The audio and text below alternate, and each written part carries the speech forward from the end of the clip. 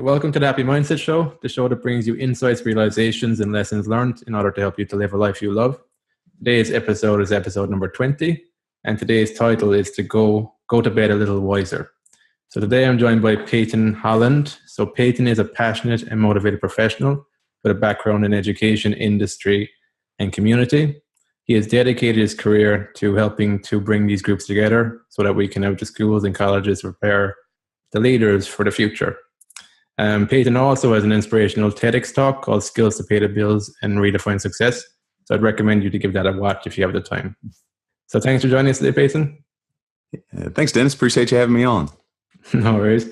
I guess my first question is, when did you start realizing there was a gap between the skills for the real world and the education system? And more importantly, how did you go about thinking about a solution to that problem?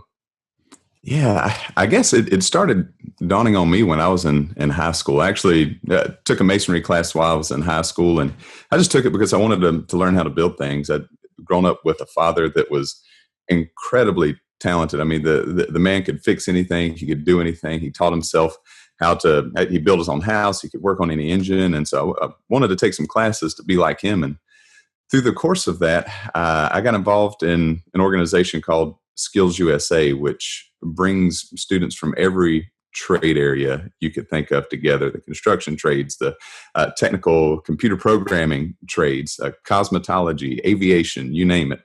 And what I realized is there was a huge group of students that were engaged in the skilled and technical trades, that were passionate about it, that loved it.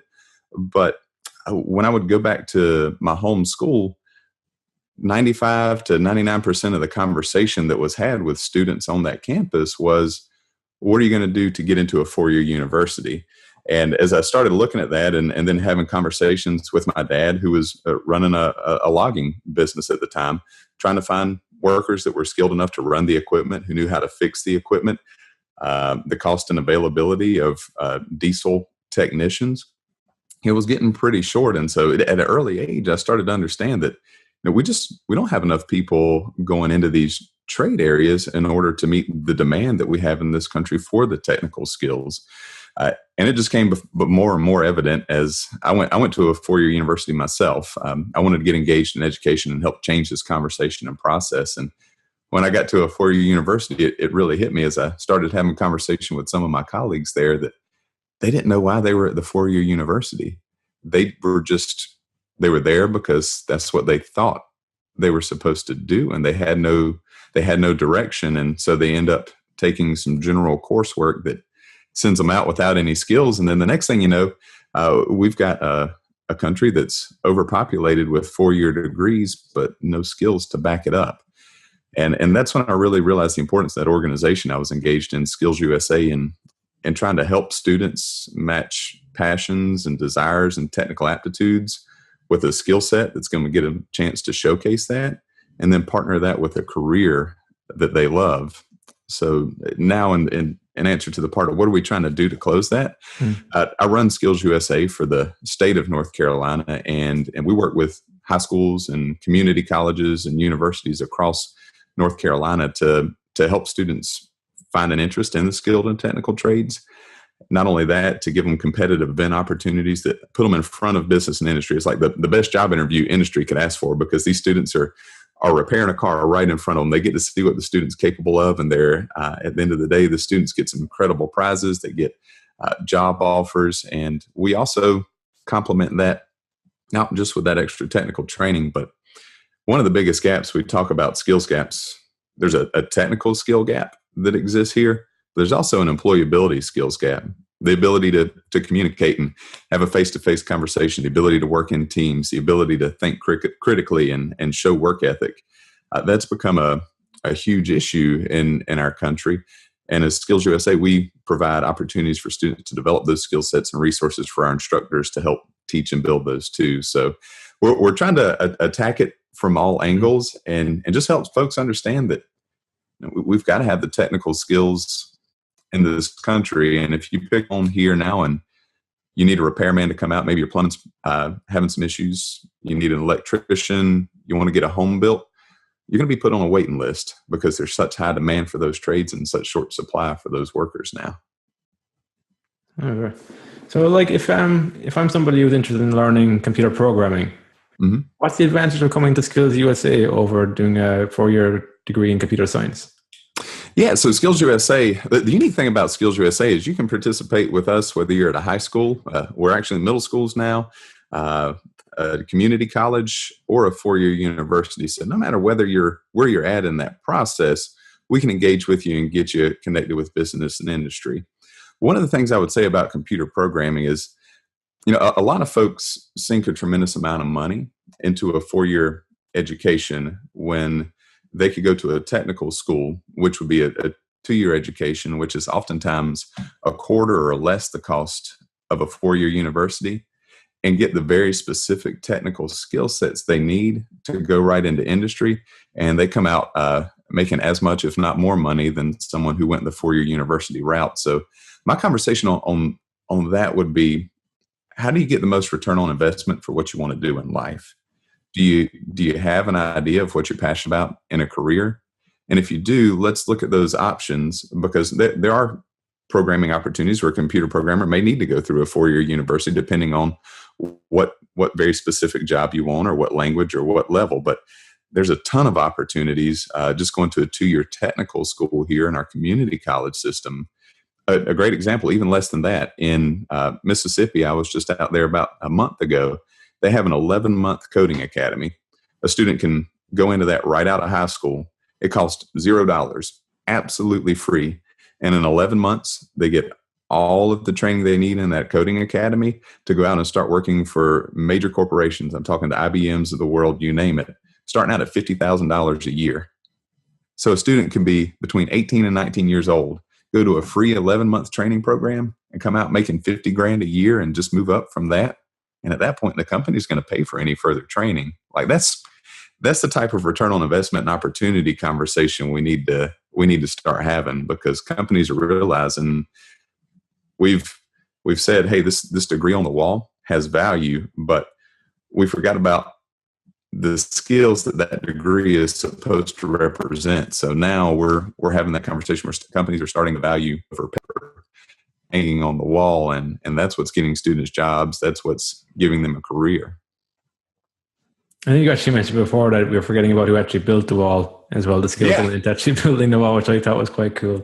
Yeah, would you rather be proud of a piece of paper hanging on a wall that someone else built for you, or build your own wall? Like that's, my dad, he's the kind of man that if he doesn't have a tool, before he goes out and buys a tool, the man's going to try to make the tool. That's what he does. And 9 times out of 10, he makes a better tool than whatever he could have went out and bought. And I think we've lost that mentality largely in the world in general, is that innovative spark to, man, let's see if I can do this myself, as opposed to relying on someone else to do that. So yeah, because you mentioned, like, why is it important to know why and how something works? In your opinion. Yeah, why and how something works. My dad, he was never, there's a lot of people, myself included, that are guilty when we open up something. We pull that instruction sheet out, and the first thing we say is, you know what? I really don't need that. And then about 10 minutes later, you hear cardboard rustling, and we're trying to find that that ever so valuable piece of paper. How do we put this together? And my dad, he never wanted to look at the instructions. And the reason was, he wanted to take the time to put every piece together, see how it fits, see how it worked, so that if something ever broke, he knew how to pull it apart and fix it. He knew the reason that piece A fit together with piece B. He knew the reason this motor pulled this pulley that turned this part on the engine. And as a result of that, it gave him the ability to assess whatever issue or whatever he was working with differently. Also gave him the ability to create and innovate, because now he had a deeper understanding. I related a lot to calculator usage. I don't know about you, but when I was going through middle school and elementary school at the youngest age, everything we did was longhand. We never had a calculator. But by the time I got to high school, technology had advanced so much.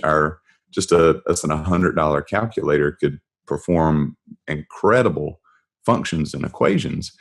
So as we got into advanced math classes, all we were doing was using a calculator. And now today, if my wife's parents and she run a retail business, and when they hire high school students, the high school students have incredible difficulty just doing the simple math of counting change back. No one ever really took the time to teach them how and why numbers work, because they could pick up a calculator and type it in and get the answer. As a result of that, they're handicapped in a situation where technology might not be available. They don't understand the principles that guide the practice. And I think that's what it comes down to. When you understand how and why something works, it gives you an idea behind the principles that drive whatever that is. And if you understand those principles, you've got incredible versatility and capability compared to just saying, hey, you know what? I flipped the light switch and it works. And that's, if I understand the electricity behind it, if I understand how those three wires in that switch box bring that electricity from a massive power source, what reduces it down so that it turns one light on and doesn't explode, well, then I have greater appreciation for not sticking my finger in a light socket, number one. and number two, if something ever happens around my house, I don't have to pay somebody $85 an hour to come change a light socket. I understand the basic principles and can do that myself. Makes sense. I had the same thought process too when I got into IT, that I was sick of going to the computer repair guy. So I started looking on YouTube, like what's the basics I can do here to optimize my computer and stuff. And it was really beneficial, because once you start understanding how one thing works, you start finding some principles, it applies to other stuff in life too, in other ways. So the details become less an issue. It's more the actual roots to the details. I think Elon Musk actually talked about that too, like the semantic tree of knowledge. Where it's the actual roots, it's the first principles that are important, and then you can actually you've got a tree which you can hang the leaves on, which makes sense. Like, yeah, if you don't build that foundation, then I've seen more than one occasion where a student gets what they think is knowledge on. I'll use computer maintenance for example. We have an information technology systems contest, and they'll understand the basic, okay, if the computer's not turning on, here's a certain process I need to go through to diagnose that. But then once they figure out that the issue is internal and it's got something to do with hardware, they've never studied hardware. All they've ever looked at is software. So they don't know how the hardware makes the software work. Well, they're in a position to not be able to go any further with that, because they didn't understand the basic principles of what that machine that's allowing that software to run, they didn't understand the basic principles that made that machine operate. So, yeah. That's it. I think it starts small, even with the hardware. It's like, I think the first thing I ever did was like replace the RAM on my computer. I thought it was a big deal. Like, could I pay people for that? And I was like, that must be really difficult. But then I started realizing that there's a little bit of information you need to know. All right, you need to get the right RAM in there, maybe the right model. But it was a lot. It demystifies the magic, because up until that, I thought it was like a magic machine, a magic box that I'd never understand. I think. It's like the Wizard of Oz. You finally get to look behind the curtain and see what's going on back there. Yeah, that's it. Another equation you had was imagination plus knowledge plus skill equals creation. Could you expand on that a bit? Because I think imagination is quite important when we mix it with technical skill as well. Yeah, no, that's one thing that my dad showcased throughout his entire life. And I think the conversation starts with knowledge. That's your base level foundation, just like what we were talking about there. If you understand how and why something works, that's the base level of knowledge you need. But you can't stop at knowledge if you want to be able to create. You've got to develop some skill sets. I run into this constantly with people who are incredibly book smart. They've read every book they can think of. They understand all the theory and all the principle. But if you only have theory and no one's ever taught you the skill to put that theory into practice, then your ability to take that knowledge and do anything productive with it is severely limited.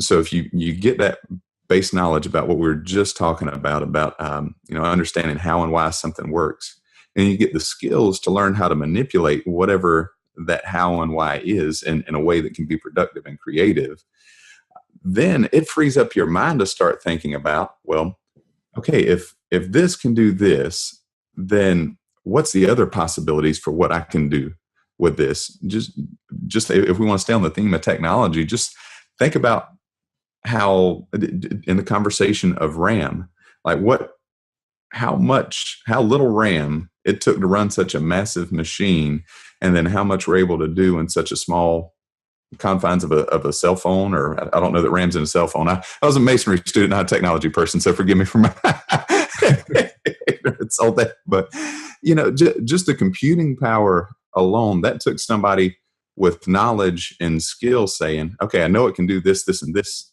What happens if I can use this concept from this field and bring it here to make it do this?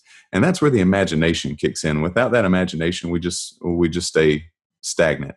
My dad, he would walk out to a pile of scrap parts, and he knows he wants to create something that can turn bowls. I mean, I've got an example right here. It might even be too big for, it's bigger than my head. But he wanted to create something like this, and he didn't have a turning lathe to do that with. And most people, when they want to create a bowl like this, you'll put one blank of wood on a turning lathe, and it'll be this big square.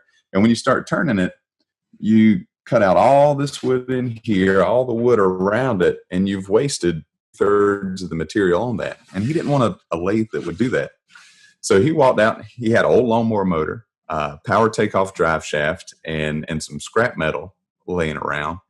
And he looked at that and thought, okay, I know how a traditional turning lathe works. I know the process for that. So there's the knowledge. I have the skill set to build something that looks like a traditional turning lathe. But what happens if I modify it by putting a series of knives that, instead of chiseling away at the outside of the wood first, cuts into the wood and shaves off one layer at a time? And through that process, that was his imagination piece. He used a skill to weld and put the machine together, to get the motor running, all of that. And it produced 3 bowls out of one blank of wood that you would usually get 1 bowl out of.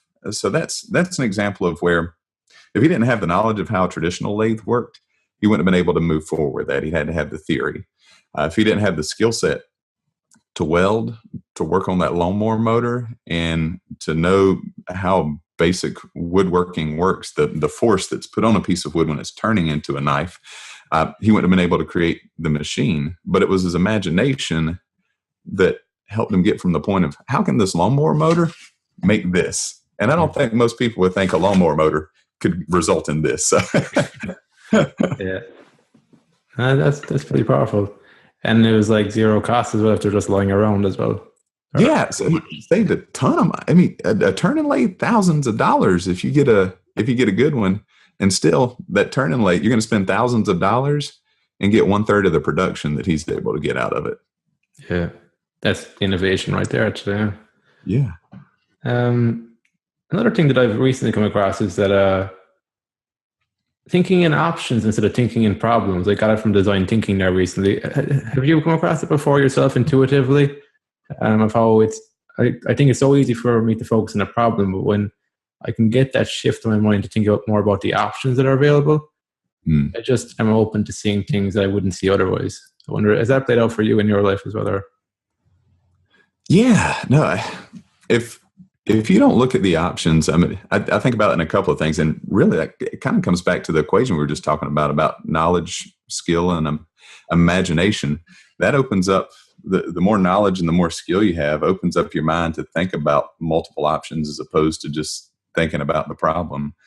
And my dad helped me build my house, and we cut all of the flooring and all of the wood on the walls at his sawmill. We brought it over here, we tongue and grooved it, and we started putting it up on the walls. And I don't know if you've ever put up any lumber before, but lumber has a tendency to bow instead of, we want this perfectly straight piece of wood going on the wall, so it makes these nice clean lines. Well, wood naturally, because of the grain in it, sometimes will get a bow in it. And I'm sitting there racking my mind like, here's our problem. The only thing I know to do is get another piece of wood, or just sit there with a hammer and try to knock the heck out of it to drive it down. My dad, back in the old days when you would have the crank up cars, like the Model Ts and the Model As, they would have this crank handle on the front of it. And it had these little grips right on the front of the crank handle that you would put in, and you'd turn and it would start the motor. Well, my dad looked at that. He had an old one laying around the house, and then looked at how the wall was going up and saw that if he put a piece of 2x4 or another piece of wood on top of the wood we were trying to straighten out, and he took that crank handle from the Model T and turned down and pressed down on it, it flattened what was a crooked board on the wall straight out. We're able to nail it down, and you don't see any gaps or cracks now. Oh. So that's an opportunity where instead of just thinking about the problem, what's the problem? We got a gap. What's the easy fix? Well, we get another board, or we just cut that up into small segments. No, he said, no, let's think about some options outside of that. I've got this thing. How can something that's used to start cars be used to fix a wood problem? And that's, to me, that's one of the things I would have never thought about that in a million years. Yeah. But knowledge, ability, and a skill, plus his imagination, got him there. How about the application part? I think the application part of knowledge to turn into skill, it requires making mistakes. How do you think about looking at mistakes and stuff? Yeah, I think mistakes are vital. They're critical. It never feels good when you make them. I mean, I have, anytime you goof, we always try to look so perfect and do everything so right. And that's why we spend time in front of a mirror. That's why you even have mirrors, because we don't want to look like a mistake, right? So when we make a mistake, it hits us at a different level. But now, I ran for a political office back in my county for county commissioner, and I didn't win. And it was a massive public failure. Everyone that I knew that I didn't win. And that was a lot to take in, because a lot of time you put so much of yourself into wanting to be successful and to wanting to accomplish whatever goal it is that you set out to do. And, I could think back to several mistakes that I made during the campaign that might have given me a competitive edge in that. But looking back, man, for a day or two, it hurt.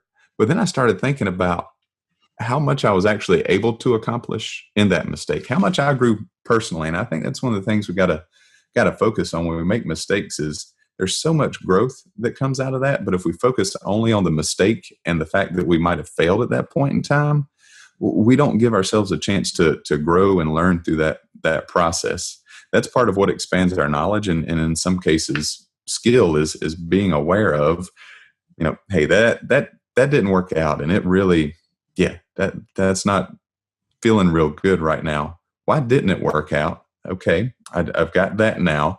What could I have done different? Okay, do I even want to do it again? Maybe that's the ultimate learning that comes out of it. So mistakes and failure are, I know it's cliche to say, but they're some of the most powerful tools if we don't let them wreck us emotionally. It's healthy to be upset. It's healthy to be disappointed. But we got to move past that. If we stay in that zone, then we really lose our ability to reinvent and recreate ourselves. That's it. I think it gives you that perspective too, when you can learn the lesson and move forward. Like in that example there, was there a particular lesson you learned that helped you to move forward?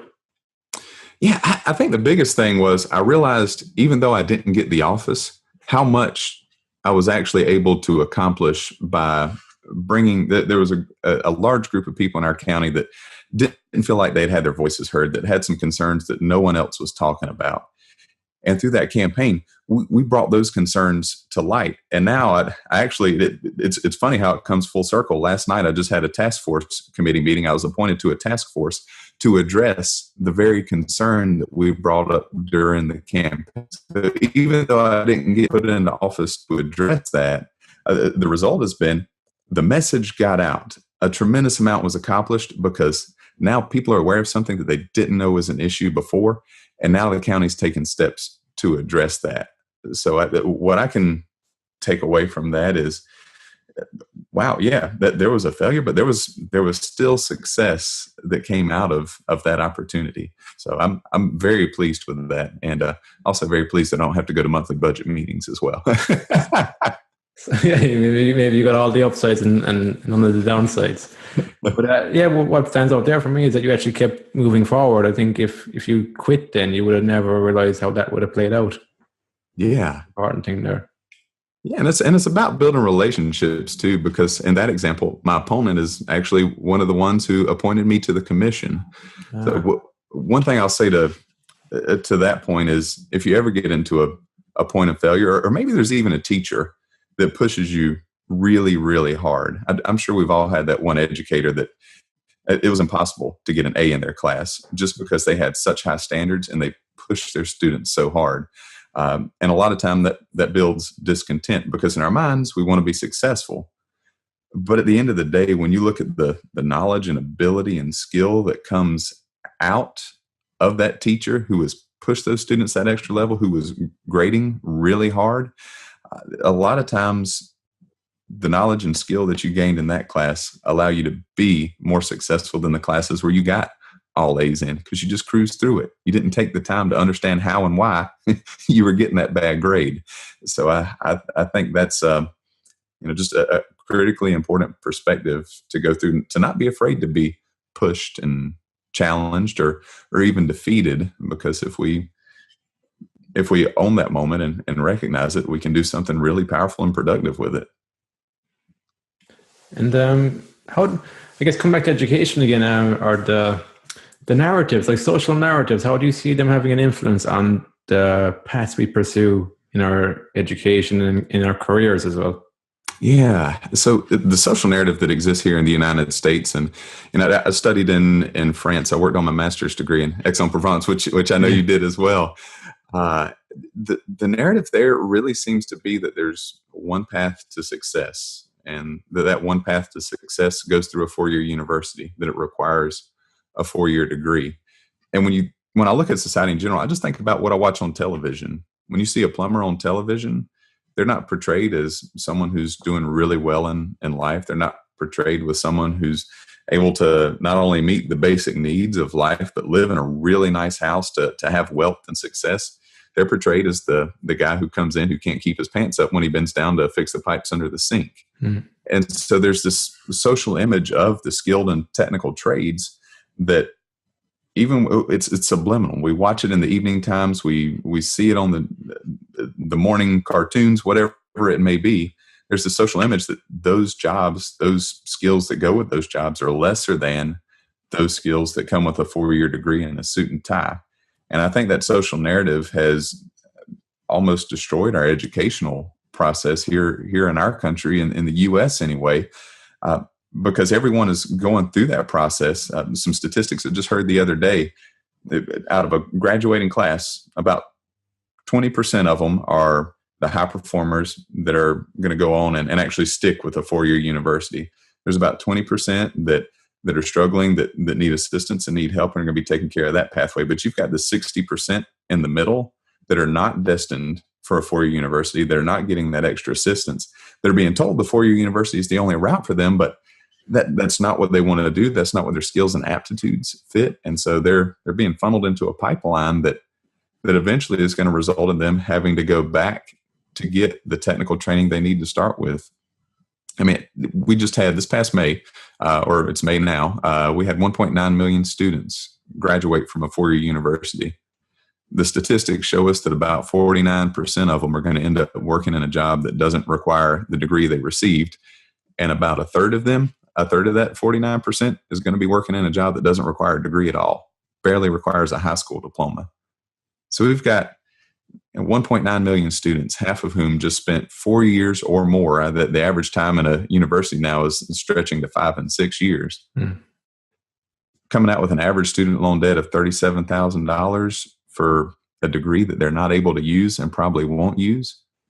Right now in our community college system, there's a huge influx of folks with 4-year degrees coming back into the community colleges and technical schools because they realized they got a degree from a college, but they didn't get any skills that went with that degree that are in demand in the workplace.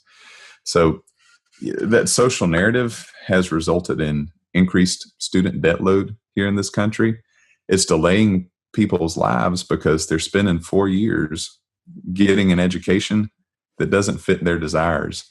When I gave that Tedx talk, it was really interesting. There was a mother that came up to me after the conversation, and the audience was full of people with master's degrees and bachelor's degrees and PhDs. I thought tomatoes were going to get thrown at me by the time I was halfway through, saying, no, you don't need a 4-year degree. But this mother came up to me and she said, "Thank you." I said, "Well, what for?" She said, "I'm taking my son on college tours tomorrow." And she named off 4 of the most prestigious universities in North Carolina that she was going to take her son to. She said, "But that's my dream for him. He's always loved building with his hands. He's enjoyed playing with his erector sets and working the electrical issues out with those erector sets so that they could perform whatever task he wanted to do. He's loved doing that his entire life. And she said, I'm trying to make him go get a degree that doesn't give him a chance to do what he enjoys. She said she was adding 2 community colleges to that college tour the next day, which was really exciting to me. Someone finally understood that it's not about the degree. It's not about the name of the school on that piece of paper that's hanging on a wall someone else built for you. It's about the skills that you walk out of whatever educational institution that is, that you can then apply to the workforce. Because I mean, what's the point of a 4-year university? Why do we go to school? What is the point of that? Well, it's to gain knowledge. That's one thing. And in a Greek philosopher's world, we would just get knowledge and we'd sit around at the spa and we'd talk about all the things we knew, right? That's but in today's world where we have to make money, where we have to provide for our families, where we have to find a way to sustain ourselves in life, we can't just rely on knowledge alone. We've got to get that skill, a practical skill, a skill that can be used, a skill that's in demand. And I think that's the social narrative that's not getting out there. It's about paper. It's not about skill. And how does somebody might listen to this and they're kind of thinking, how do I navigate the world? Because the social narratives because they're subliminal, they're very hard to get away from. How do I actually get in touch with what I want out of life and where I want to go in my career? How have you done it yourself? Kind of, if you give an example for people. Yeah. So when I went to high school and I told them I wanted to take a masonry class, they're like, whoa, if you take this class, it's going to lower your GPA because it's going to prevent you from getting to honors courses, because it's going to throw your schedule off. If you take this class, it's not going to allow you to be valedictorian because other folks are going to be racing ahead and you're not going to get into a good college. And I just, at a young age, I had to sit there and think, what's important to me? I didn't know why I would want to go to college. I didn't know what I wanted to do with the rest of my life at that point in time. But the one thing I did know is that I wanted to know how to do something for myself. If I ever built a home, I wanted to be able to lay brick around my home. I wanted to be able to be self-sufficient. And that was a realization that took a lot of thinking and introspection. But at the end of the day, I took that masonry class, and then I took horticulture, and then I took computer applications because I wanted to sample everything because I didn't know what I wanted to do with the rest of my life. And I think that's the message today. If you've got an opportunity to, maybe it's just one course. Maybe you want to learn more about IT. Talk to Dennis. Give him a call. He can tell you. He can give you a crash course in IT, and you can figure out. You know what? I really enjoy this work, or I really don't enjoy this work. Go pick up a hammer, and if you don't know what to do with that hammer other than breaking a window, then find somebody that knows how to use one skillfully and just try it for a day. I think that's what we've missed out a lot of, is just going out and exploring. We've got the mindset. When I was in Europe, I wanted to explore every city and every country I possibly could. When it comes to the idea of travel, people have this mindset, well, I got to see everything I can. They want to go explore the world, but they don't apply that same explore the world mindset to their career opportunities, to all the different trades that exist out there. I would, if you're sitting here trying to make a decision, if anybody in high school is listening to this, go sign up for some technical skill class. Take something that gives you a chance to work with your hands to decide if you even love working with your hands. Take something that gives you a chance to work with numbers, accounting, finance. Decide if that's the bane of your existence or if you really get excited about working with those numbers, right? Take as widespread of options as you can so that you get a chance to figure out what areas you want to go into and then move forward. And if there's parents listening, have conversations with those counselors that are helping your students pick classes and say, I want my student to get a diverse education.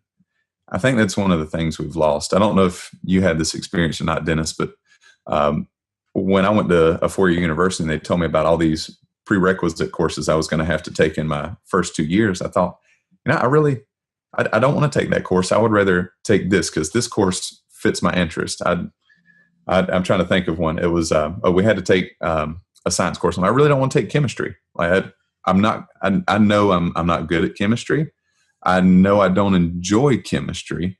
I would much rather take paleontology because I love dinosaurs, and I would love to one day go dig up fossils and understand how the earth works in that manner. Understand how life got to where it was in in that era. And just, I don't know, dinosaurs seem really random, but it was an interest. It was something I was interested in that I never got the chance to explore because the university told me what my diverse education should look like. I think we got to get back to a point in this world where a diverse education really means students get a sampling of all trade opportunities, of all areas that they could possibly go into. We're always taking, what are the courses that you would have to take? All that you guarantee this anywhere you go. What are some of the courses that you always have to take in a school, Dennis? What do you think some of them are? Usually English, maths. It'll be a science subject, a language, maybe business. It depends. Like, it depends on. It's usually the core is like English. In Ireland, we've got Irish, and we've got maths. And what I have found is that, especially with languages, is that I spend so much time just learning from textbooks and writing to imaginary people that I never really properly learned French in school until I went out and started meeting French people. And that's when I started to understand that language learning is as much about my own psychology as it is about learning the actual words. Because if I've got all the words, but I haven't got the psychological know-how to speak to somebody new and to get over my nerves and that kind of stuff, I'm not going to make that much progress on a consistent basis. And when I think about it, we're not really taught about psychology. When I was in school, psychology, philosophy, these areas weren't something I was covered. And in hindsight, if I had a better understanding of that, it might have stood to me. I'm not sure how. Maybe I wouldn't have paid attention properly. But I didn't know. But I think psychology, philosophy, they're intangible stuff, but they stand to you in the long run. It's kind of the intangible stuff that add into your skill sets. No, it makes, and it's something I talk with students a lot about is experiential learning. And that's exactly what it is. We've got all these words. Let's go put it into practice with somebody who's fluent, who's an expert in that language. And it's the same with skill sets. A great example at the high school I went to, and there was a young lady who decided she was an off chance going to take a carpentry class. Man, she developed such incredible skills in that. She was the first female to win top 5 in the state carpentry contest. She developed such a great aptitude because she took the time to be mentored by the instructor in that class, as opposed to just showing up and just going through the motions. She was hungry to learn everything she could about that. Is she a carpenter for a living today? No, she actually ended up going into construction management. She used that to springboard into a construction management program, which then got her interested in finance. So you figure out how a carpenter winds up in a financial career. But the thing is, you build a series of experiences that led her to her eventual passion. Would she have wound up in that finance career without having taken that carpentry course? Maybe, but probably not nearly as fast and probably not in as high as a position as she is, because her credibility in working for the company that she started in finance came from her construction background and knowing what she was doing there. So that experiential learning made life real. She understood what it took to manage a job site, the cost associated with that, which made her a heck of a financial manager for that company. And now she's working for one of the larger financial divisions of one of the biggest software firms in the state. That's actually a really good point. It's I've noticed that recently that if you've got a passion and you've got a skill set and you find a company who's actually working in the industry that you're passionate about, that will stand to your background. Like, say, for example, you're interested in dance and you want to become an accountant for some dance school or something. Yeah. The fact that you're interested in their mission and purpose will really stand to you. And so you might have the same skill set as somebody else, exactly the same, and then you'll get the job because you've got the belief in what they're doing. Yeah. No, for you as well, or were you going to say something? No, I was just going to say that another great example I wanted to share, because I think a lot of parents probably listening like, man, really, this sounds good, Peyton. We believe in the technical trades, but at the end of the day, I really want my student to go to a 4-year university and have that safety net. Even if I pay for it, I want them to have that safety net.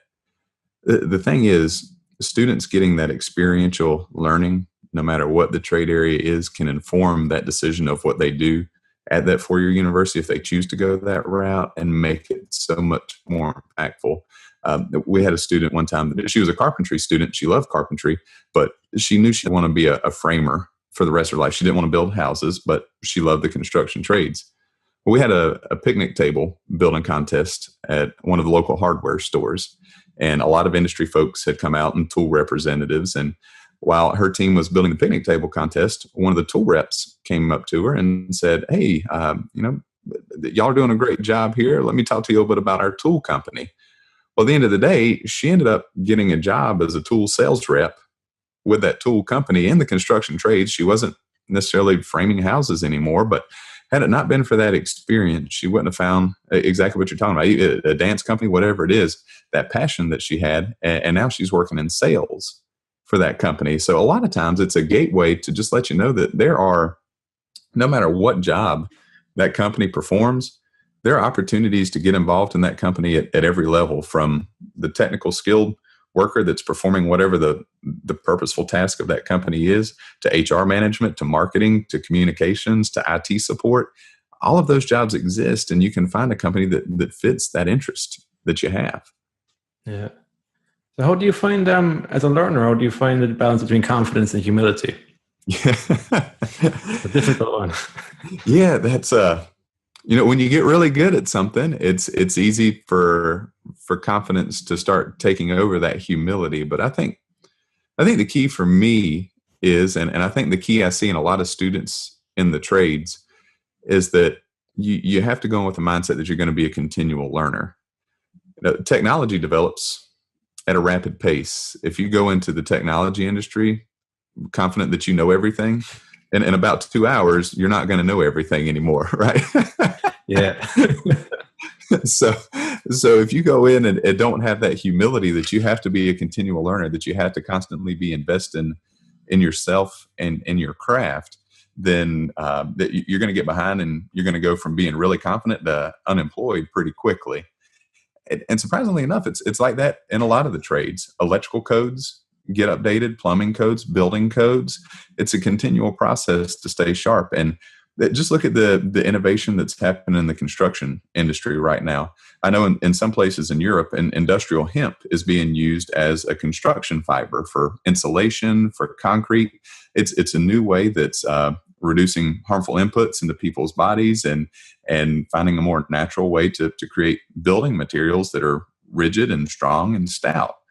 That's not really happening in the U.S. right now. There's some conversation of it, but in the near future, I see that as being one of the next generation eco-friendly developments in the construction industry here that's taking place in other parts of the world. And if you're going to stay up with the market, if you're going to be in demand as a builder, you're going to need to learn how to work with those materials. You're going to need to make sure all of your employees have the skill sets to be able to install and build correctly with those items. And that's just a simple example, but innovations like that are happening on a daily basis. And if you don't stay current with it, you're going to find yourself without opportunity pretty quickly. So it's that adaptability as well that they talk about in evolution. Pretty much it plays out in the workforce, I think, because you're always adapting to some new trend or new thing. I think it comes back to what you're talking about, the principles behind something, so you don't have to look so much at the detail of the new stuff. Yeah. And I really, in that case, overconfidence definitely leads to humility, because if you're overconfident and think the way you've always done things is going to work forever, it's pretty humbling when you realize you don't have any work to do forever. So yeah, exactly. Yeah. So do you have any favorite book, Peyton? Yeah, I tell you what, there's a series that a gentleman by the name of Tim Elmore put out. It's called the Habitudes series, and he combines habits and attitude. Okay. Yeah.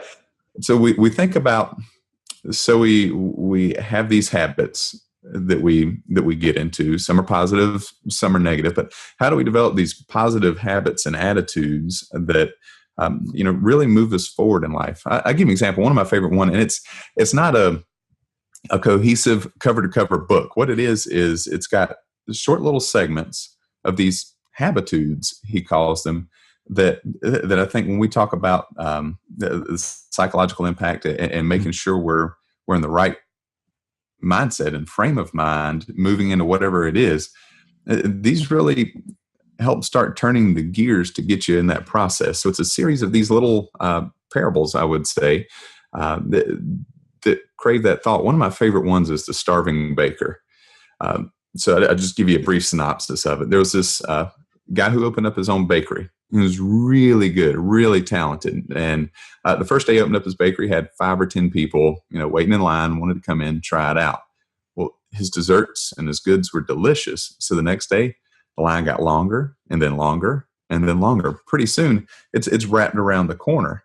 And people keep coming back to this guy every day, and they start to notice that over time, he was, a nice, fit, healthy looking person on day one. But after a few weeks, his cheekbones are showing, his face is sunk in, he's skinny, he's got bags under his eyes, he's so tired.